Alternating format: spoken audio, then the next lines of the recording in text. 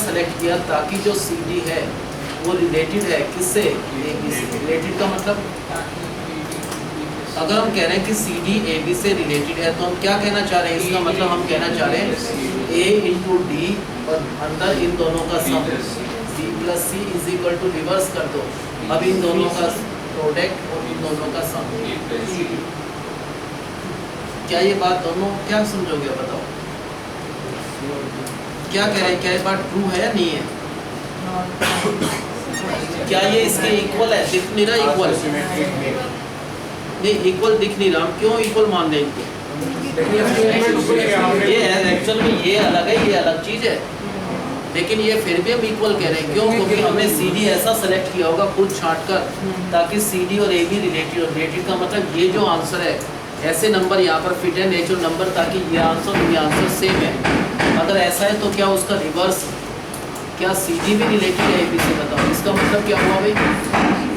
उस फॉर्मूले के हिसाब से देखें ना भाई, दिमाग ज़्यादा लगा। इसमें सी इंटू डी ब्रैकेट में डी प्लस ए, क्या ये इक्वल है किसके? क्या है क्या ये इसके इक्वल है? ये क्यों है, क्या रीज़न है?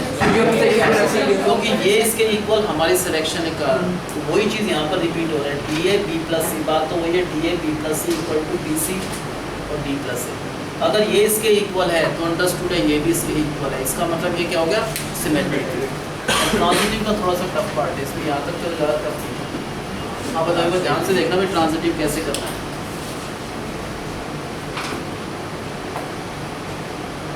तो क्या करना चाहिए ट्रांजिटिव के लिए? ए बी कोई भी पेयर ले लो बिना देखे। सी डी ऐसा सेलेक्ट किया होगा ताकि ए बी और सी डी का रिलेशनशिप एग्जिस्ट करे। रिलेशनशिप का मतलब इस क्वेश्चन में ए डी और B plus C is equal to, ये इक्वल है। ये क्यों इक्वल है ये? हाँ, क्योंकि हमने यहाँ पर ऐसे नंबर सेलेक्ट किए होंगे नेचुरल नंबर, ताकि ये आंसर सेम है। This is because of our selection. अगर ऐसा है फिर क्या लिखेंगे हम? ई एफ पी हमने ऐसा नेचुरल नंबर का पेयर दिया ताकि सी डी के हिसाब से, ताकि सी डी और ई एफ पी रिलेटेड हो। रिलेटेड का मतलब क्या कहना चाह रहे हैं हम? सी डी और एफ का प्रोडक्ट और ब्रैकेट में D plus E is equal to D into C plus F. ये क्या बात ट्रू है? ये बात ट्रू है, ये भी ट्रू है। इसके बेसिस पर क्या ए बी और ई एफ पी कनेक्टेड है या नहीं है? वो कैसे पता चलेगा कनेक्टेड है या नहीं है? चेक कर लो, क्या ए एफ और बी प्लस ई इक्वल आ रहा है डी ई। अगर ये इसके इक्वल ला सके आप किसी भी तरह, ये आंसर इक्वल, तो आप कहोगे है, नहीं तो नहीं है। इनकी हेल्प से लाना है। सबसे पहले बताओ, इन दोनों से ये आंसर लाना है हमको। पहले ये ए डी यहाँ पर है ना, इस ए डी को अपॉन में ले आओ इसके, और इस बी सी को अपॉन में ले आओ इसके। ला सकते हैं ऐसा भाई? अगर ये इसके इक्वल है तो बात तो वो ये इस सी एफ को इसके नीचे ले आओ, इस डी को इसके नीचे, इसको अलग अलग कर दो। क्या आएगा यहाँ पर? सी प्लस उसको भी अलग अलग करो। इसमें क्या हुआ अलग अलग करा?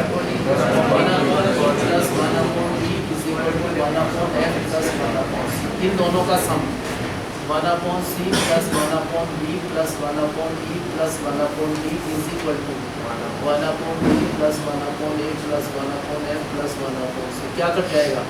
c और d, c और इसका एलसीएम b, यहाँ पर आएगा e प्लस b, इसका एलसीएम af, यहाँ पर आएगा f प्लस a प्लस। ये वाला आंसर af यहाँ पर आ जाएगा ना, और ये वाला आंसर यहाँ पर। तो हम ये ले आए यहाँ पर आंसर। अगर वो आंसर आ रहा है तो इसका मतलब ए बी एफ से रिलेटेड है। अगर ऐसा है तो ये क्या होगा? Equivalence relationship. ये पक्का का समझ। रिफ्लेक्स सिमेट्रिक ट्रांजिटिव में इसके बिना नहीं बात करेंगे जब तक ये इंटरचेंज ना हो। तो बताओ ट्रांजिटिव कैसे करना है? नहीं, ट्रांजिटिव के लिए क्या लिखेंगे? पहले मान लो ए बी कोई भी लिया हमने, नेचुरल टू नेचुरल नंबर वाला पेयर ले सकते हैं। अब बताओ प्राची क्या ट्रांजिटिव कर रहे हैं? ए बी ले सकते हैं कोई भी। सी डी जब लें तो वो ए बी के हिसाब से लेना है। तो हमने सी डी खुद ऐसा सेलेक्ट किया ताकि सी डी और ए बी रिलेटेड। का मतलब इस क्वेश्चन में क्या है? ए डी और बी प्लस सी इक्वल है सी और ए प्लस सी। ये इक्वल इसलिए क्योंकि हमने ये नेचुरल नंबर ऐसा लिया ताकि वो इससे एडजस्ट हो जाए। अब एक और थर्ड पेयर लेना है, किस टाइप से सिलेक्ट करना है ताकि EF जो है वो क्या हो, रिलेटेड हो, किससे रिलेटेड हो, CD से। अगर ये इससे रिलेटेड है तो उसका मतलब ये होगा कि CF plus E is equal to DE into C plus F। क्या ये बात ट्रू है? नहीं है। क्यों ट्रू है? हमने क्यों सिलेक्ट किया होगा? सेकंड बात ट्रू है, यस। अगर ये दोनों ट्रू है तो हमको चेक करना है क्या AB और EF भी रिलेटेड है या नहीं है। इनका रिलेशन कब ट्रू मानेंगे? जब AF और ब्रैकेट में B प्लस इक्वल आ जाए BE। अगर आप किसी तरह भी ले आओ कि ये आंसर इसके इक्वल है तो हम कहेंगे रिलेशनशिप ट्रू है। ये आंसर लाना है हमको। हमारे पास ये दो चीज़ है, इन दोनों से ये आंसर ला सकते हैं। कैसे? ये AD इंटू है, इंटू इधर जाकर डिवाइड में AD आ जाएगा और ये BC अपोन में आ जाएगा। कर सकते हैं ऐसा? CF यहाँ से अपोन में आ जाएगा और यहाँ से D अपोन में। इसको अलग अलग करना है। फिर क्या आएगा? पहले इसको अलग अलग, इसको सेपरेट करा,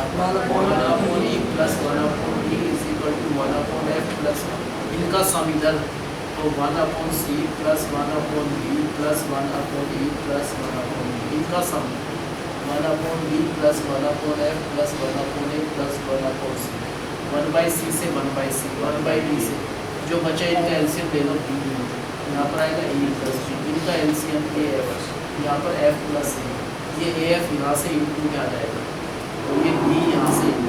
तो क्या ये आंसर हम प्रूव कर चुके? यही तो चाहिए था हमको। अगर ये है तो ABF से रिलेटेड, इसका मतलब ये क्या होगा? Equivalence relationship. रिलेशन में तो यही है, इक्विवेलेंस, यही घुमा फिरा कर यही क्वेश्चन है, मैक्सिमम से मैक्सिमम। एक थोड़े रिलेशन फंक्शन के मिक्सअप हैं, उसमें और कर लेंगे नेक्स्ट टाइम हम फंक्शन करेंगे। इसमें तीन चीज़ें, रिलेशन तो यही है भाई। रिलेशन में या तो पूछा रिफ्लेक्सिव सिमेट्री, एक दो क्वेश्चन लिखो, तुम घर से सोचना एक बार, सबको मेथड पता चल गया ना? दे रहा हूँ। एक क्वेश्चन नंबर लिखो 11th और 12th। ये तुम घर से सोचना, तुमको मेथड पता चल गया। रीजनिंग के क्वेश्चन है ये, नेक्स्ट टाइम मैं भी कराऊंगा, लेकिन तो पहले घर से सोच ही करना, ये आज नहीं करें, तो जान करके नहीं करें। तुम देखना इसको कैसे सॉल्यूशन लिख रखा है प्रॉपर वे में। इन्हीं का टेस्ट है 1 से लेकर नहीं 1 से 15, 1 to 15 का टेस्ट है। इसका अच्छी तरह आना चाहिए। नेक्स्ट टाइम टेस्ट पक्का होगा, टाइम पे आएगा भी। कुछ बच्चे 6, 10, 15 तक इसी आते हैं ताकि टेस्ट आगे से नीचे। तो मैं सोच रहा हूँ कोई बच्चा उसको लॉन्ग प्रूव कर दो। कैसा 11-12 कुछ तो अपने आप भी करा करो चीज़ें भी। 11-12 भी है टेस्ट। रटना मत, समझ रहा हूँ उनको, कभी ऐसे रट्टाफिकेशन करके आए। ये रिलेशन के नोट है, फंक्शन के अगली बार दे दूँगा। तीन ही चीज़ें, रिलेशन, फंक्शन, फिर बाय।